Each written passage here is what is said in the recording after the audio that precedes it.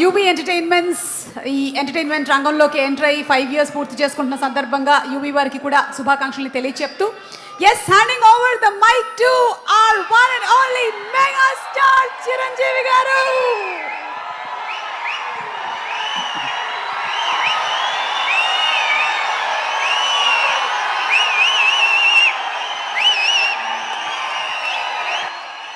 Thank you.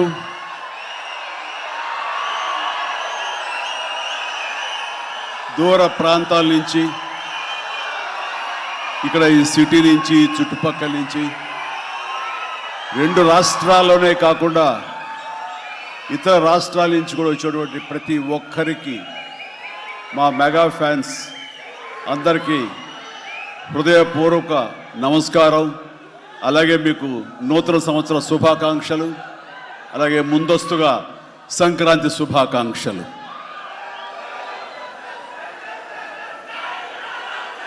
ఇక్కడ నా మిత్రుడు, సోదర సమానుడు, అత్యంత ఆప్తుడు వెంకీ, ఆయనతో చేయటం అన్నది నాకు చాలా ఎగ్జైటింగ్ ఉంది. దాని గురించి తర్వాత మాట్లాడతాను. ముందుగా ఏంది వెంకీ సంగతి అంటే అదిరిపోద్ది సంక్రాంతి అని. ఏంది బాసు సంగతి అంటే మనదే కదా సంక్రాంతి అని, ఎరగదిద్దాం సంక్రాంతి అని అంటాం. ఇక్కడ ఈ సందర్భంగా ప్రత్యేకించి మనదే కదా సంక్రాంతి, ఎరగదిద్దాం సంక్రాంతి అనేది కేవలం మన శంకర వరప్రసాద్ గారిదే కాదు. ఈ సంక్రాంతి మొత్తం మన తెలుగు పరిశ్రమది అవ్వాలని మనస్ఫూర్తిని కోరుకుంటున్నాను. అందరికీ డార్లింగ్, ఇందా మన అనిల్ చెప్పినా, ఎవరు చెప్పినా, ప్రభాస్ రాజా సాబ్ కానీ, అన్నయ్య అంటూ ఆప్యాయంగా పిలిచే నా తమ్ముడు రవితేజ సినిమా కానీ, అలాగే మా ఇంట్లో సరదాగా తిరుగుతూ చిన్నప్పటి నుంచి పెరిగినటువంటి శర్వానంద్, నారే నడుమ మురారి కానీ, నాకు గురువుగా నన్ను భావిస్తూ నా శిష్యుడిగా ఉన్న నవీన్ పోలిశెట్టి, వీళ్ళందరి సినిమాలు కూడాను ఈ సంక్రాంతికి సూపర్ హిట్ అవ్వాలని, తద్వారా వాళ్ళకి విజయం లభించడమే కాదు, తెలుగు సినిమా పరిశ్రమకు, నిర్మాతలకు, బయ్యర్లకి వీళ్ళందరూ కూడా సుభిక్షంగా ఉన్నప్పుడే అదే నిజమైన సంక్రాంతి. ఆ సంక్రాంతి కావాలనే కోరుకుంటున్నాం, జరుగుతుందని ఆశాభావన వ్యక్తం చేస్తారు. అది మీరు ఇచ్చి తీరుతారన్నటువంటి ప్రగాఢ నమ్మకం అయితే నాకు ఉన్నది. ఈ 2026 సంక్రాంతి తెలుగు పరిశ్రమ మర్చిపోకూడదు. అలాంటి సంక్రాంతి మీరు మాకు ఇవ్వాలి. ఎందుకంటే ఇక్కడ ప్రతి cinema comedy genre, family genre తోటి, ఎంటర్టైన్మెంట్ జోనర్ తోటి పర్ఫెక్ట్ సంక్రాంతికి వచ్చే సినిమాలు ఇవన్నీ, సంక్రాంతికి నచ్చే సినిమాలు ఇవన్నీ. కాబట్టి ఈ సంక్రాంతి అన్ని సినిమాలు బాగా ఆడతాయి అనుకుంటున్నాను. ఆడేలా చేసే బాధ్యత మీది. దయచేసి అన్న సినిమాల్ని థియేటర్కి వెళ్ళే చూడండి, థియేటర్లోనే ఆస్వాదించండి, అలాగే మీరు ఆశీర్వదించండి కూడాను. ఆల్ రైట్, ఇక అది ఆ పక్కన పెడితే, చాలా కాలం క్రితం మా దర్శకేంద్రుడు రాఘవేంద్ర గారు ఎప్పుడో మాట్లాడుతుండేవారు, బాబాయ్ నీకు అనిల్ రావుపూడి సినిమాలు ఎన్ని చూసావో తెలియదు కానీ అతని కామెడీ టైమింగ్ కానివ్వండి, అతను హుషారు కానివ్వండి, చూస్తుంటే నాకు మళ్ళీ మీతోటి అతను చేయగలిగితే ఆ ఇద్దరి కాంబినేషన్లో వచ్చేటటువంటి సినిమా అసలు వేరే లెవెల్లో ఉంటుంది. ఐ విష్ మీరు త్వరగా చేయాలని, కలవాలని నేను కోరుకుంటున్నాను. అది ఎప్పుడు వస్తుందో ఏంటో తెలియదు. ఎన్నో సంవత్సరాల క్రితం అన్నారు, కానీ సరిగ్గా ఈ సంవత్సరం బిగినింగ్లోనే ఆయన చేతుల మీదుగానే క్లాప్ కొట్టి ఈ సినిమా ప్రారంభించారు. అది ఆయన మనసులో మాట, ఇది పెద్ద సూపర్ హిట్ అవ్వాలి అని చెప్పేసి. ఎందుకంటే ఆయన కామెడీ లైక్ చేస్తారు. ఆయన సినిమాల్లో ఘరానా మొగుడు ఎంత విజయం సాధించిందో అలాంటి విజయం సాధించాలి ఈ సినిమా అంటూ ఆయన ఎన్నోసార్లు నాతో చెప్పుకుంటూ వచ్చారు. ఎన్నోసార్లు సెట్కి రావాలని పిలవ ఏంటని కూడా మరి అడిగారు, మనమే పిలవలేదు. ఆయన ఎవరైనా హీరోయిన్లు ఉన్నప్పుడు మాత్రమే వస్తాను, ఏదైనా హుషారుగా వస్తుంది అంటుంటారు ఆయన. అది కుదరలేదు ఎందుకో. బట్ ఏమైనా సరే ఈ సినిమా కథ కుదిరింది అని సంక్రాంతికి వస్తున్నాం తర్వాత అనిల్ రావుపూడి నా దగ్గరకు వచ్చి కథాంశం చెప్పినప్పుడు చాలా బాగుంది, ఫ్యామిలీ టచ్ ఉంది, సెంటిమెంట్ ఉంది, చిన్నపిల్లలతో నాకు అటాచ్మెంట్ ఉంది, చాలా హృదయంగా ఉంది, హార్ట్ టచింగ్ సీన్స్ ఉన్నాయి. ఇలాంటి సినిమాకి ఆ కామెడీ జోనర్ సినిమా కలిస్తే కనుక నీ స్టైల్లో చాలా బాగుంటుంది. నాది ఒక ఎస్పీజీ క్యారెక్టర్ కాబట్టి ఇది నేను కొంచెం వైవిధ్యంగా డిఫరెంట్గా చేస్తే కనుక డెఫినెట్లీ బాగుంటుంది. డిజైన్ చేద్దామంటే అస్సలు వైవిధ్యం వద్దండి. మీరు ఏ సినిమాలు అయితే గతంలో చేశారో, ఏ దొంగ మొగుడు, ఘరణ మొగుడు, రౌడీ అల్లుడు, అన్నయ్య, ఇలాంటి సినిమాలు ఏవైతే ఉన్నాయో, ఇది చంటబ్బాయి, నాకు అలా ఉంటే చాలు.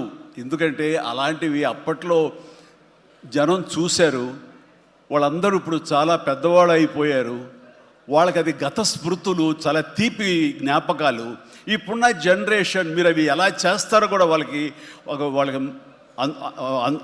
వాళ్ళకి ఏమీ తెలియకపోవచ్చు. కానీ అది ఇది తెలిసిన మధ్యలో పుట్టి మాలాంటి వాళ్ళం అది మళ్ళీ ఈ జనరేషన్ గుర్తు చేసి మీరంటే ఏమిటో తెలియచెప్పాలన్న నా ప్రయత్నానికి మీరు చెయ్యాలి. ఆ విధంగా నేను అన్నందుకు ఐ థింక్ ఓకే ఇంకా అలా చేయటం అంటే కనుక అది నాకు కేక్ ఒకటే మీతో అలా చూడాలి నా కోరిక. అంటూ ఎప్పుడెప్పుడు సినిమాల్లో ఏమేమి సీన్స్ ఉన్నాయో అవన్నీ కూడా పొందుపరిచి ఒక క్యాప్సూల్లా చేసి ఆయన దాన్ని ఫోన్లో పెట్టుకునేవారు. ఏదైనా ఒక సీన్ ఉంటే కనుక ఈ సీన్ని ఈ సినిమాలో ఉన్న ఈ కామెడీ టైమింగ్తో దీన్ని కన్సీవ్ చేశాను, అలా మీరు చేయాలని. అండ్ ఈ సీను ఈ సినిమాలో పలానా సినిమాలో ఘరణ మొగుడులాగా ఇలాగా వైఫ్ తోటి మీరు కన్సీవ్ చేసి అలా చేయాలంటూ చాలా చక్కటి హోంవర్క్ చేసుకుని నా బాడీకి నాకు ఏది కంఫర్టబుల్లో ఆ విధంగా తను ఆ సీన్స్ని కన్సీవ్ చేసుకుంటూ చాలా చాలా సరదాగా చేసుకుంటూ వచ్చాం. ఈ సినిమాలో నవీన్ మన అనిల్తో చేయటం అనేది నాకు ఒక చక్కటి ఎక్స్పీరియన్స్. అంటే ఈ ఎక్స్పీరియన్స్ ఎలాంటిది అంటే సినిమా షూటింగ్ అయిపోయిన ఆఖరి రోజున చాలా ఎమోషనల్గా ఫీల్ అయ్యాను నేను. ఎందుకంటే ఏదైనా ఒక సినిమా అయ్యిందంటే అబ్బా చాలరా అయిపోయింది, ఇంక చాలు గుమ్మడిగా కొట్టేస్తారు, ఇంక మనం వేరే సినిమా షిఫ్ట్ అయిపోవచ్చు అన్న ఆ మూడ్లో ఉంటాం. కానీ సినిమా అయ్యే రోజున ఆఖరి రోజు అయితే కనుక నేను ఈ కాలేజీ వదిలేసి వెళ్ళిపోయి ఆఖరికి చూడండి ఫేర్వెల్ పార్టీ అప్పుడు అందరూ ఒకళ్ళొకరు ఎమోషనల్గా ఉంటారు. వేరే మళ్ళీ ఎప్పుడు కలుస్తారో ఎలా కలుస్తారో తెలియని పరిస్థితి. అలాంటి ఎమోషన్ ఎందుకో లోనయ్యాను. అది నాకు ఎప్పుడు అంతకుముందు అనుభవంలో రాలేదు, ఎప్పుడు లేదు నాకు. అలాంటి ఫీలింగ్ వచ్చింది. అనిల్ ఏంటంటావు అనిల్ అని. ఏమో సార్ నాకు అదే ఫీలింగ్ ఉందండి అని. ప్రతిరోజు ఒక ఎక్స్కర్షన్కి వెళ్ళినట్టు, ప్రతిరోజు ఒక పిక్నిక్కి వెళ్ళినట్లుగా సరదాగా జరుగుతూ మార్నింగ్ 9 నుంచి 8 నుంచి ఈవినింగ్ 7:30, 8 వరకు కూడా ఎంత చక్కగా సరదాగా జరిగిందంటే నాకు ఎప్పుడు ఇంత బాగా జరిగిందంటే మరీ పూర్వం ఆ రోజుల్లో వాళ్ళు గుర్తుకొచ్చింది. కానీ ఈ మధ్యకాలంలో ఇంత సరదాగా ఎంత హుషారుగా జరిగిన సినిమాలు అయితే నాకు ఇది చేయలేదు. దానికి ప్రధానమైన కారణం సీన్ కానివ్వండి, అది మేము చేసే విధానం అయితే ఉండొచ్చు, కానీ మా చేత నడిపించిన విధానం, అందరినీ అంత సరదాగా పెట్టినటువంటి అట్మాస్ఫియర్ క్రియేట్ చేసినట్టు ఇది కేవలం అనిల్ రావిపూడికి మాత్రమే చెందుతుంది. అండ్ ఎక్కడ ఏది టైం తెలియనివాడు, ప్రతి ఒక్కరిని on the screen off the screen హుషారుగా ఉంచుతాడు. ఇలాంటి డైరెక్టర్లు దొరికితే కనుక ఎవరైనా సరే ఇలాంటి క్యారెక్టర్స్ చాలా ఈజీగా చేసేయగలరు. అండ్ మరీ ముఖ్యంగా అనిల్ రావిపూడి గురించి నేను చెప్పాలనుకున్నది, ప్రతి ఒక్కరు కూడా తెలుసుకోవాల్సింది ఏంటంటే ఈ సినిమా ఆల్రెడీ సూపర్ హిట్ అయిపోయింది. ఏ రకంగానంటే బడ్జెట్ పరంగా విత్ ఇన్ ది లిమిట్, అలాగే డేస్ పరంగా అనుకున్న దానికంటే తక్కువ రోజుల్లో ఇది అత్యద్భుతంగా తీయగలిగాడు. ఒక సినిమా సూపర్ హిట్ అయిందని ఎలా చెప్పగలవంటే డైరెక్టర్ మొత్తం తన గ్రిప్లో ఉంచుకుని అది బడ్జెట్ దాటనివ్వకుండా విత్ ఇన్ ది టైం చేయగలటం అనేది ఆ సినిమాకి అది మొదటి సక్సెస్. ఎన్ని సినిమాలు ఈ రకంగా ఉన్నాయో చెప్పండి అంటే చాలా తక్కువగా మనం లెక్క పెట్టుకోవాలి. ఆ రకంగా ఇది మొదటి విజయం సాధించింది. రెండో విజయం రేపు 12వ తారీఖున ప్రజల ముందు మీరు నిర్ణయిస్తారు ఎంత ఘన విజయం మీరు మాకు ఇస్తారు అన్నది. ఇక ఈ సినిమా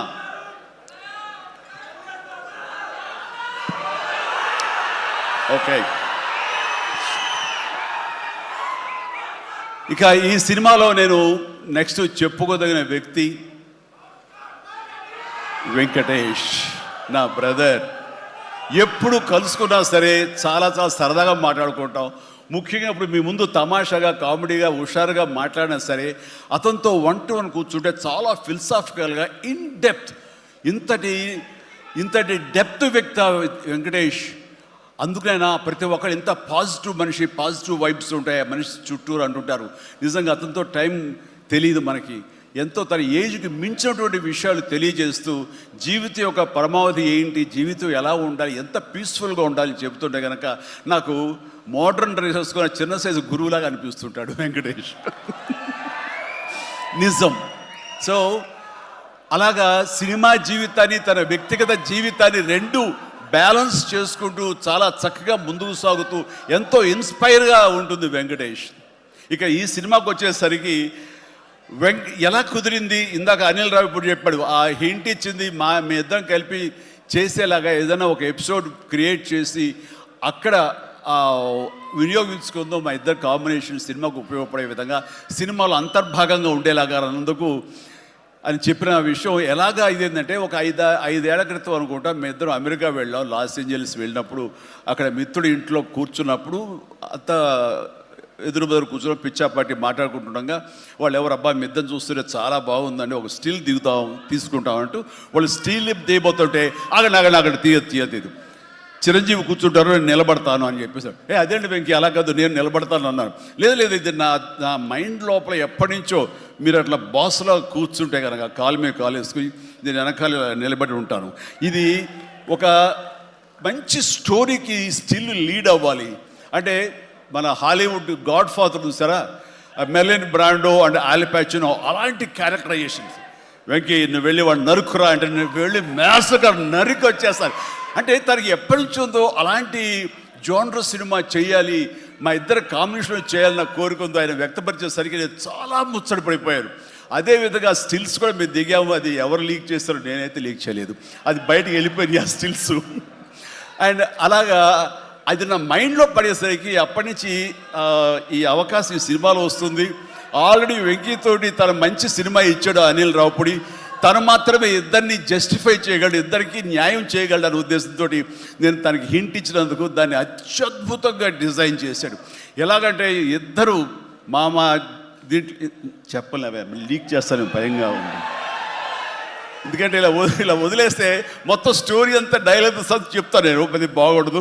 మీకు అక్కడ థియేటర్లో చూసి ఎంజాయ్ చేయండి, అంత బాగుంది. అయితే వెంకితోటి నేను సినిమా షూటింగ్ చేస్తాను లేదు, ప్రతిరోజు ఇద్దరు పిచ్చిగా చేసావు, ఎంత ఎంజాయ్ చేసావంటే మీకు వీళ్ళు సినిమా యాక్టింగ్ చేసేట్టుండదు, ఇద్దరు కలిపి అల్లరి కుర్రవాళ్ళలాగా ఆ సెట్లో చేసావు, అదే క్యాప్చర్ చేశాడు. అది బాగా పండుతుంది. రేపు మీరు కూడా థియేటర్స్లో దాన్ని మీరు ఆస్వాదిస్తారు, డెఫినెట్గా ఎంజాయ్ చేస్తారు. అండ్ డెఫినెట్లీ లాస్ట్ ఫేజ్ వచ్చేసరికి సినిమా ఎక్కడికో లేచిపోతుందంటలో ఎలాంటి సందేహం లేదు.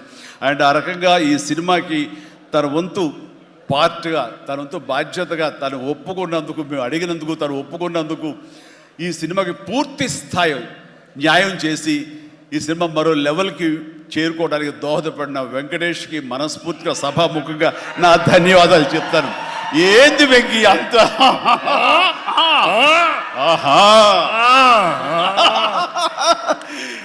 ఇదే సరదా. అండ్ నేను చాలా చెప్పను, కానీ సినిమా చూస్తే కనుక నేను ఎంత చెప్పినా సరే తక్కువే అవుతుంది, మీరు ఎంత ఊహించుకున్నా సరే అది తక్కువే అవుతుంది. సినిమా చూడండి. మేము చేసినటువంటి 18 రోజులు అనుకుంటా చేశారు వెంకీ. ఈ 18 రోజుల్లో ఒక 7-8 రోజులు సీన్స్, ఒక 5 రోజులు 6 రోజులు సాంగ్, ఇంకా 2 days చిన్న ప్యాచ్ వర్క్. ఈ రోజుల్లో ప్రతిదీ ఎంత అంటే ఇంకా ఎంజాయ్ చేశాను. ఇది షూటింగ్ చేసినట్టు అనిపించట్లేదు. ప్రతి సినిమా ఇలాగే ఉంటే ఎంత బాగుంటుందా అని అనిపిస్తుంది నాకు. అందుకని మనస్ఫూర్తిగా సభాముఖంగా అందరి సమక్షంలో వెంకటేష్కి ఇది మన ఇద్దరి మధ్య ధన్యవాదాలు తెలియజేస్తూ, ఇది మచ్చు తురక. ఇందాక అనిల్ రావిపూడి అడిగినట్లుగా ఈ కాంబినేషన్ ఫుల్ ఫ్లెడ్జ్డ్గా ఎప్పుడు దొరుకుతుందంటే వెంకీ నేను రెడీ. అండ్ అనిల్ రావిపూడి ఎవరో ఎందుకు, ఈ అవకాశం నువ్వే తీసుకుని ఖచ్చితంగా నువ్వు స్టోరీ రాసుకో. మీ ఇద్దరం ఇదే ప్రాణం పెట్టి, ఇదే హుషారు పెట్టి, ఇదే గిలిగిద్దలతో మీకు సినిమా చేసి పెడతాం. కానివ్వండి, ఎప్పుడు వస్తుందో తెలియదు. తర్వాత అలాగే నయనతార ఈ సినిమాలో ఏం చేశాడో, ఎలా ఒప్పించాడో కానీ మన అనిల్ రావిపూడి అంతకుముందు 2 సినిమాలు చేశాను, తెలుగు గాడ్ ఫాదర్ కానివ్వండి, లేకపోతే సైరా కానివ్వండి. ఆ సినిమాలో తను చాలా గుమ్మరంగా ఉంటుంది, తన పని చేసుకుంటుంది, డిగ్నిఫైడ్గా ఉంటుంది, వెళ్తుంది. కానీ మళ్ళీ అసలు ఈ సినిమాలు అయితే ఎంత సరదాగా కలిసిపోయిందో, ఓ ఫ్యామిలీ గర్ల్ లాగా మాతో కలిసిపోయి మా కుటుంబ సభ్యురాల్లాగా తను ఉండి ఎంత సరదాగా చేసిందో. నేను అన్నాను, ఏంటి నీళ్ళు ఏం చేసిందో, ఏం మాట్లాడావు, ఏం కన్విన్స్ చేసావు, తను ఇవన్నీ ఒప్పుకోవడం ఏంటి, ప్రమోస్కు రావడం ఏంటి, అడగగానే తను చాలా రెచ్చిపోయి అసలు నయనతార నుంచి కొత్త నయనతారలా కనబడి చేసావు, ఏం చేసావంటే అడగండి సార్ కొనుక్కొని అంతే. అంటే నా ఉద్దేశం అటు ఇటు తిరిగేదిరా. ఏం చేశాడో తెలియదు కానీ డెఫినెట్లీ ఆ అమ్మాయి అంత ఇష్టపడుతుంది. అండ్ నయనతారని అంత ఇదిగా గుడ్ హ్యూమర్లో పెడతాడు, సరదా కబుర్లు చెప్తాడు. అండ్ తను పని చేసుకుని సీరియస్గా ఉండే మనిషి కాదు కాబట్టి వాళ్ళు కూడా అంత ఇదిగా లైక్ చేస్తారు. కాబట్టి తను ఏది అడిగినా వెంటనే ఎలాంటి ఇన్హిబిషన్ లేకుండా వాళ్ళు ఒప్పుకుంటారు. అదే జరిగింది, అంత గుడ్ హ్యూమర్లో పెట్టాడు కాబట్టి ఈ సినిమాకి ఆ అమ్మాయి యాడెడ్ అట్రాక్షన్ అయ్యింది. నయనతార ఇందులో కనిపించిన తీరు కానీ, తను చేసిన విధానం కానీ, ఆ సోఫిస్టికేషన్ యాక్టింగ్ కానీ, భారీగా తను నటించి మెప్పించింది. కానీ వావ్, బాగుంది. అంటే ఆ అమ్మాయే లేకపోయి ఉంటే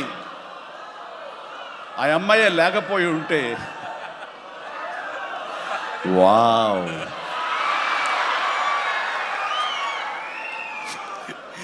ఇది కూడా క్యాప్చర్ చేస్తాడు. ఈ వావ్ ఎక్కడొస్తో మీ సినిమా చూస్తే తెలుస్తుంది.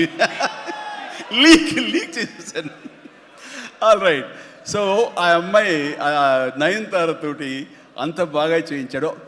మీ పక్కన మీకు ఎదురు నిలబడి మిమ్మల్ని ఎదుర్కొని ఎవరైనా ఒకళ్ళు నిలబడాలంటే ఎంత అనుకుంటున్నా, ఎంత ఫ్రెష్గా ఉండాలనుకుంటున్నా, వేరే వాళ్ళు ఉండాలనుకుంటున్నా అసలు నాకు తొయ్యట్లేదు, నాకు తట్టట్లేదు, కన్విన్స్ కాలేకపోతాను. ఖచ్చితంగా నయనతార ఉండి తీరాల్సిందేనండి, ఎంతైనా సరే ఎలాగైనా సరే అన్నాడు. ఆ అమ్మాయిని తీసుకొచ్చారు, ఒప్పించారు. ఆ అమ్మాయి కూడా అంతా కోఆపరేట్ చేసింది. అండ్ నయనతార ఇవాళ రాలేని పరిస్థితిలో ఉంది కాబట్టి thank you Nayanthara, thank you so much.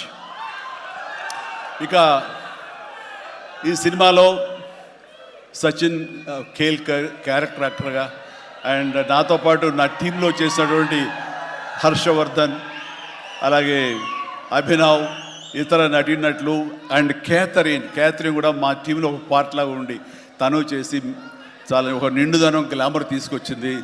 ఆ అమ్మాయికి కూడా అందరికీ ప్రతి ఒక్కరికి నా ముందస్తు శుభాకాంక్షలు తెలియజేస్తాను, అభినందనలు.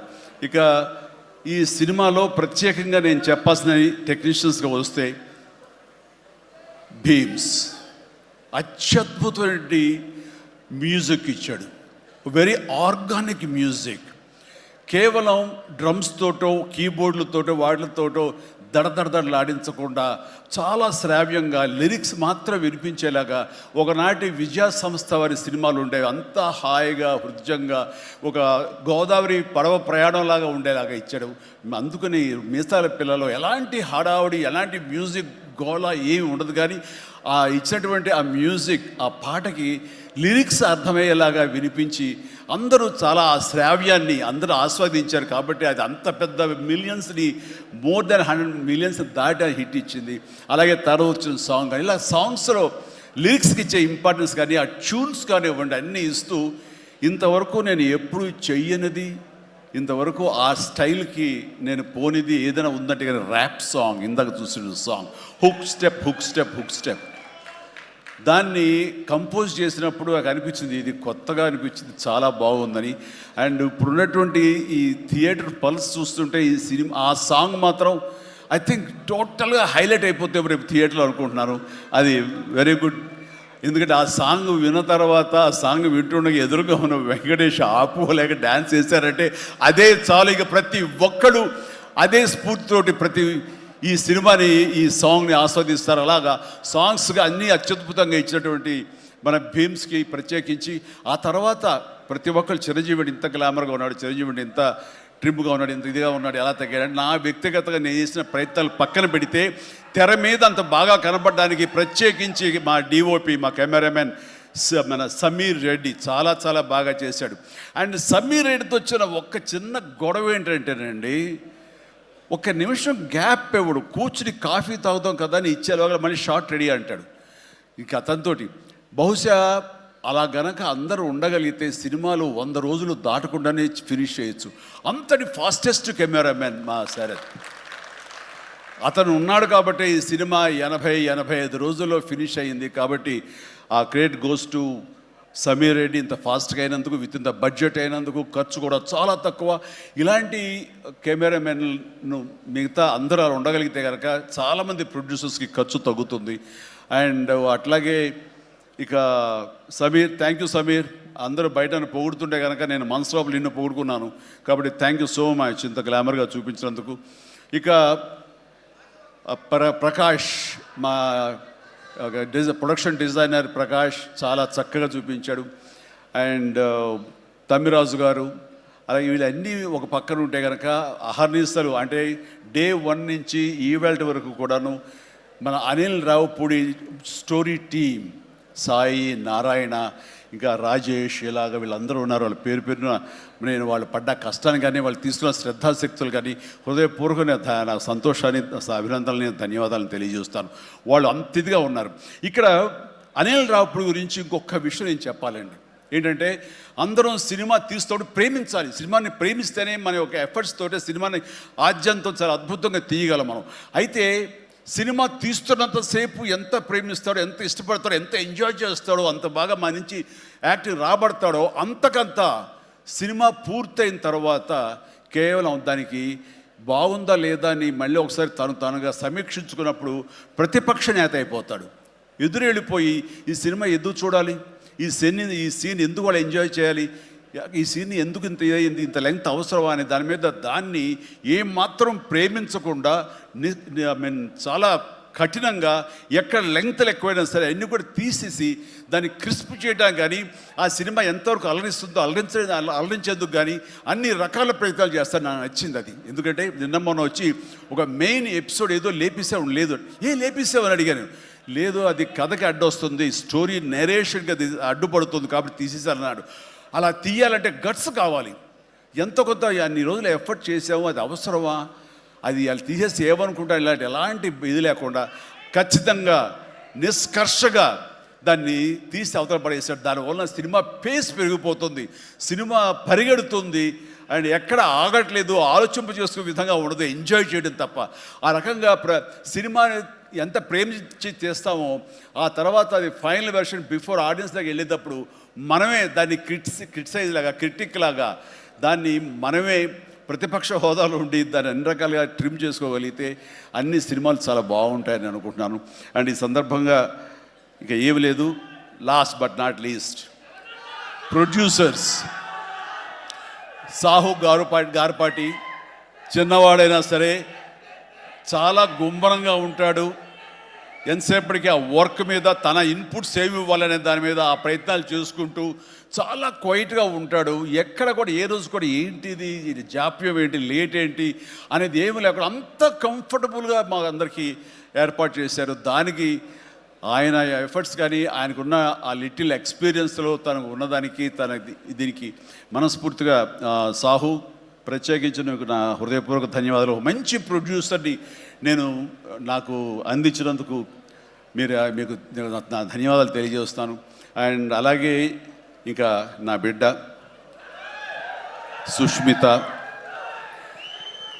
తను ఈ సినిమా నేను చెయ్యాలి, ఈ పరిశ్రమ రావాలి అనుకున్నప్పుడు ఈ పరిశ్రమ ఖచ్చితంగా ఆదరిస్తుంది అని అనుకున్నప్పుడు ఒకటి మీరు కష్టపడి పనిచేస్తే కనుక ఇక్కడ రిజల్ట్ బాగుంటుంది, ఇక్కడ ఖచ్చితంగా మీకు ఆదరణ లభిస్తుంది, మీరు సక్సెస్ అవుతారని చెప్పినప్పుడు కష్టం అనేది నేను చిన్నప్పుడు ఇంట్లో చూశాను. అలాంటి నేను కష్టపడడానికి ఏమాత్రం నెరవను, ఏమాత్రం బెదరను, ఖచ్చితంగా చేస్తానంటూ ఈ సినిమా తనతోటి చెయ్యమ్మా, ఇద్దరు కలిపి చాలా మంచి కాంబినేషన్ అవుతుంది అనుకున్నప్పుడు ఆ సాహు గారు పడి తను బెస్ట్ కాంబినేషన్లో ఈ సినిమాని చేసి ఈ సినిమాలో ఒకసారి అయ్యో ఎందుకు ఇంత కష్టపడుతుంది, ఇంత కష్టం అవసరమా నాకు అనిపిస్తుంది తండ్రిగా. కానీ ఒక బిడ్డగా కేవలం ప్రొడ్యూసర్గా నేను మా నాన్నని, మా హీరోని నేను ఇంప్రెస్ చేయాలి, ఆయన ద బెస్ట్ నేను ఇవ్వాలి ఈ సినిమా అంటూ తను కూడా ఈ సినిమాలో ఒక మామూలు టెక్నీషియన్ లాగా, మామూలు ప్రొడ్యూసర్ లాగా తనంత కష్టపడి చేసింది. నేను ఒకటే సంతోషిస్తాను, తనకు అన్ని విధాలుగా అన్ని కంఫర్ట్స్ ఉన్నాయి, అన్ని రకాలుగాను తను ఈ సినిమాలు చేయాల్సిన అవసరం లేదు.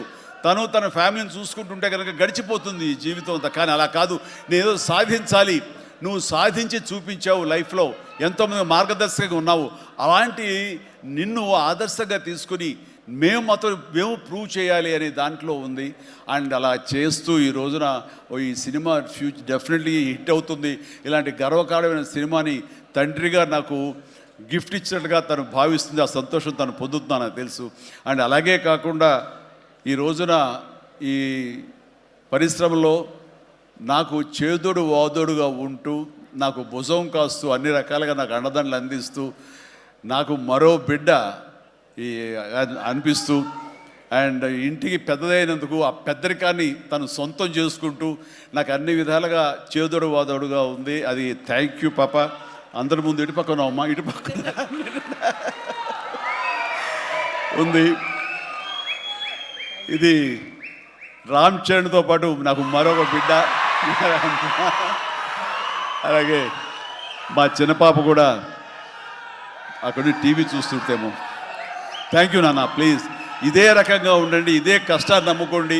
ఖచ్చితంగా భగవంతుడు మీకు ఆశీస్సులు అందజేసి ఇలాంటి విజన్ ఇస్తాడు. అండ్ మేము ఎంత ఇచ్చామన్నది కాదు పాప, మీరు ఎంత సాధించుకున్నారు అనేది నాకు మరింత గర్వంగా అనిపిస్తుంది. నువ్వు ఆ దిశగా వెళ్తావు.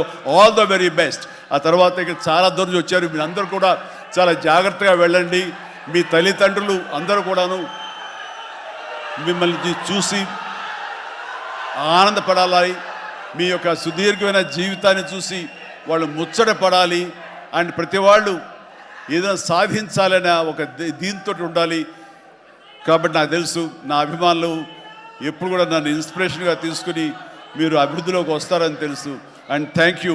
ఇదే అభిమానం, ప్రేమ మీరు నా మీద ఎప్పుడు చూపించాలి. Thank you so much. I love you all. Photo